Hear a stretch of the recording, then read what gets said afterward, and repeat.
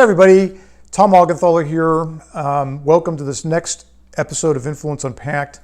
Today I'm going to talk about virtual influencers. It's something that I've been mulling over in my mind quite a while and I have not yet talked about it. I don't write about it a lot, if at all, other than comments on platforms like LinkedIn. The reason being is that I'm still a little conflicted about these things. I'm not really quite comfortable with them, to tell you the truth. But what prompted today's episode is the fact that Hype Auditor, a tool, an application that's used to evaluate influencers on platforms like Instagram and YouTube, came out with some findings about virtual influencers and the fact that they are growing in popularity and that there are a lot of people now engaging with them on platforms, specifically Instagram at this point. So it's worth talking about purely because of that. The people that tend to be following according to Hype Auditor are younger women between the ages of 18 and 24. That's more so than the males. Also, people in the USA tend to be following these virtual influencers more so than in other regions of the world. I wouldn't have expected that, but that evidently is the case. However, I would like to hear from people in other regions. Are these things, are these virtual influencers gaining in popularity over there too, in your region? Evidently, the leading virtual influencer right now is one called Lil Miquela. I don't know if I'm pronouncing that name correctly. I hope so. I wouldn't want to offend the virtual influencer. She has 1.7 million followers, evidently. I follow that one only because out of pure curiosity. I could care less what it has to say about anything.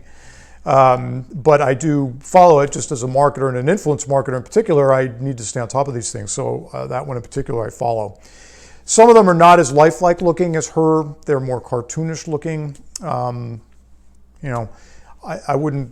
not surprised by that. I think that even as little children in our culture, we're groomed to look at cartoon characters as things to follow and pay attention to. Think of Tony the Tiger on a box of Frosted Flakes or on a TV commercial. They're great, right? I mean, so we all are conditioned to follow some of these things, but so I understand what the pros are. They're pretty inexpensive to create. I think they'll get more inexpensive. The expense will come down as time goes on. As the tech gets better.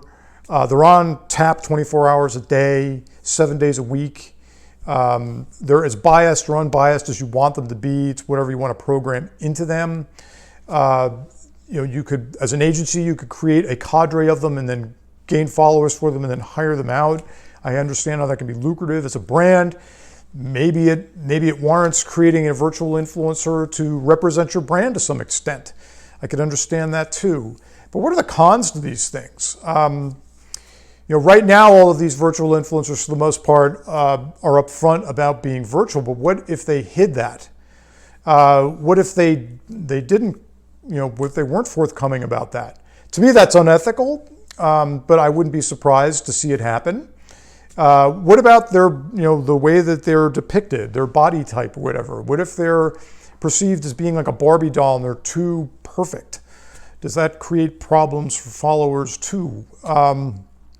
We see that already in the influencer marketing space with these idyllic photos that people publish about themselves on their Instagram feeds of, eating croissants with, sipping some coffee on some bedspread with rose petals all over it. I mean, it's ridiculous, right? But I mean, there is a certain visual attraction to that. Do these virtual influencers, do they exacerbate that at all? I don't know yet. I think we're going to the jury is out on that. We're going to have to see what happens. What if these virtual influencers started taking political stances? What if political parties started building virtual influencers to even run for office? I don't know. I mean, crazier things have happened and continue to happen in our day and age. So, the jury, as I say, is still out on this stuff, but it'll be interesting to watch and to pay attention to. What I'd like to hear about is from you guys about virtual influencers. What do you think about it? Is it something that is disturbing, or has it got a lot of potential or whatnot? I'd love to hear about it. Please chime in. Thanks.